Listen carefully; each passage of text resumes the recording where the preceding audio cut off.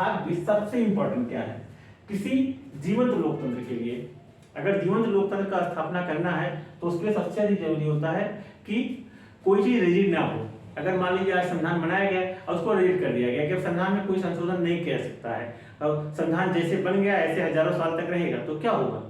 फिर तो उसमें बहुत सारी समस्याएं आ जाएंगी। हो सकता है आज की जो समस्या, इस समय जो समस्या दिखाई पड़ रही हो, आने वाले 50 साल वाली समस्या ना हो, इसके साथ में कोई और समस्या आ जाए, या जो आज बहुत अच्छा हमको लग रहा है हो सकता है 50 साल बाद वो समस्या बन जाए। जैसे फॉर एग्जाम्पल आज के 50 साल पहले LGBT, लेस्बियन, गे, ट्रांसजेंडर, बाइसेक्सुअल जो था, ये हमारे यहाँ हमारे समाज में अननेचुरल से बड़ा खतरनाक माना जाता था, इसको असामाजिक माना जाता था। आज के समय तो असामाजिक नहीं माना जाता है ना, तो आज उसके लिए नए कानून बनाने पड़े। एक समय में आत्महत्या जो धारा 377 है वो अपराध थी, लेकिन सुप्रीम कोर्ट ने उसे अपराध की श्रेणी से बाहर कर दिया। अडल्टरी आपको आप लोग सुने ही होंगे कि अडल्टरी एक समय में अडल्टरी में 5 साल की सजा थी, आज अडल्टरी को उसने सुप्रीम कोर्ट ने सजा से बाहर कर दिया, क्योंकि समय के साथ चीजें बदल जाती है। जब समय के साथ सब कुछ बदलता है तो शासन व्यवस्था भी बदलती है। इसलिए क्या किया गया, भाग 20 में क्या किया गया, संविधान संशोधन उसमें शामिल किया गया। इसमें सिर्फ एक अनुच्छेद है 368, उसके तहत संविधान संशोधन 2 प्रकार के होते हैं,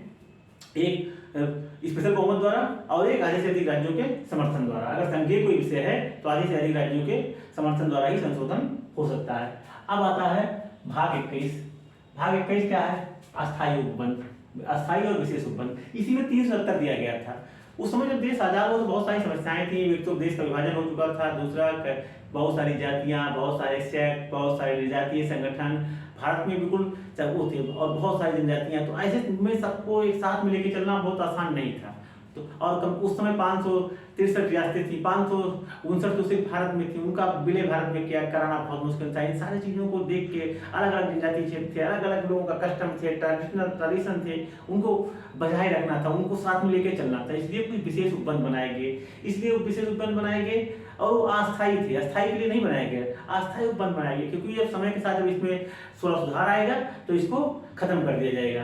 इसी आधार पर 370, 371 के विशेष उपबंध इसमें बनाए गए हैं। तो 370 कश्मीर में लागू किया गया, 371 मोस्टली जो लागू है वो नॉर्थ ईस्ट में है। उसके बाद इधर जो पिछड़े राज्य हैं, जैसे पहले महाराष्ट्र और गुजरात में भी था, वो सौराष्ट्र और विदर्भ के लिए, वैसे महाराष्ट्र गुजरात होता गया, लेकिन सौराष्ट्र और विदर्भ जो दोनों का है वो पिछड़ा हुआ है। इधर आपका आंध्र प्रदेश में कुछ एरिया के लिए, तेलंगाना बहुत उस समय पिछड़ा हुआ था, तो उनके लिए लागू किया गया।